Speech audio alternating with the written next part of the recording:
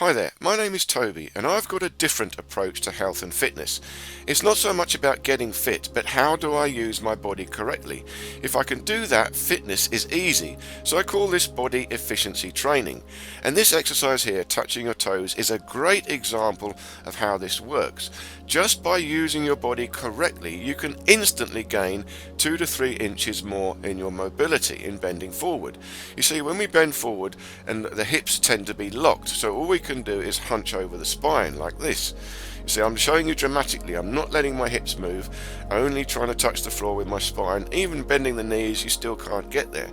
So what's wrong? Well, we've got a lever at the hips. So you've got to pull in the belly and you've got to use the hips to lever back. You've got to slowly project your hips backwards as you lever your upper body forwards. So the lower you go, the further your hips have got to project. You're keeping your spine nice. There's still an arch in the spine. You're only projecting the hips backwards. You're stretching in the hip joint only, trying to keep the spines in its natural position. And the further you go down, the greater the stretch in the hips. And even the hips are stretching left and right at the back. You feel the hips opening at the back, and this opening of the hips allows your spine to drop down without bending the spine. You're trying to keep the spine in its natural S curve, not using the spine yet. Pull in the belly, lever forward at the hips, and as you come up, you squeeze the glutes to come up. So as you go down, you project the hips backwards, feel that stretch in the backs of the hips, and then as you come up, you squeeze the glutes to drive the hips back in again.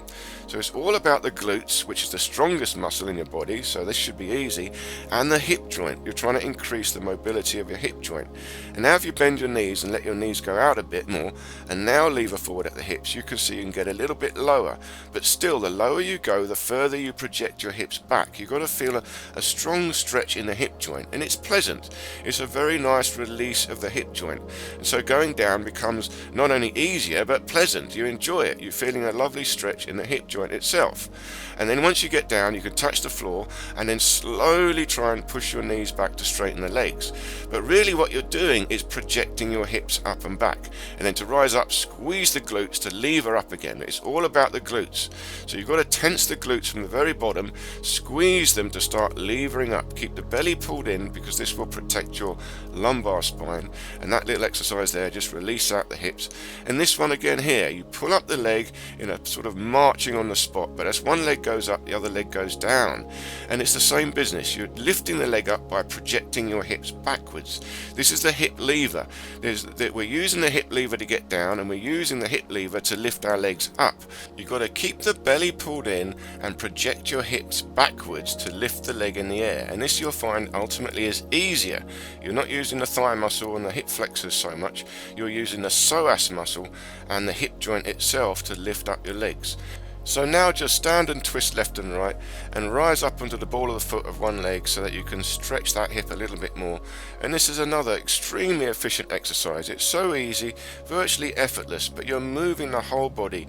You're stretching and twisting the spine, you're loosening up the hip joints, loosening up the shoulders, and getting the blood flow and the lymphatic flow all around your body. So this brings maximum benefit for minimum effort, and that's what this training is all about.